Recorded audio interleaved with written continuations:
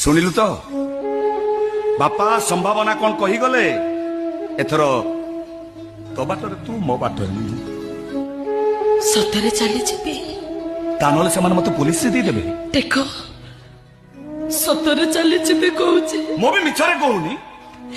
ଯିବି ଯେ ଯିବି ଆଉ ଜମା ଫେରିବିନି। ଫେରିବା ଦରକାର ନାହିଁ। ଯେତେ ଖୋଜିଲେ ବି ମତେ ଜମା ପାଇବନି। ଜମା ଖୋଜିବିନି। କାହିଁକି ଖୋଜିବି? ମୁଁ ତୋର କଣ ଦରକାର ନା ତୁ ମୋର କଣ ଦରକାର? ତୋର ତ କୋଟି କୋଟି ଟଙ୍କା ଦରକାର।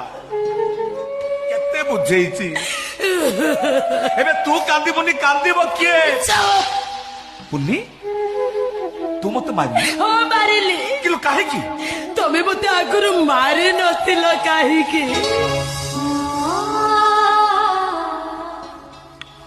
ଏବେ ତ ଭାରି ବୁଝଉଛ।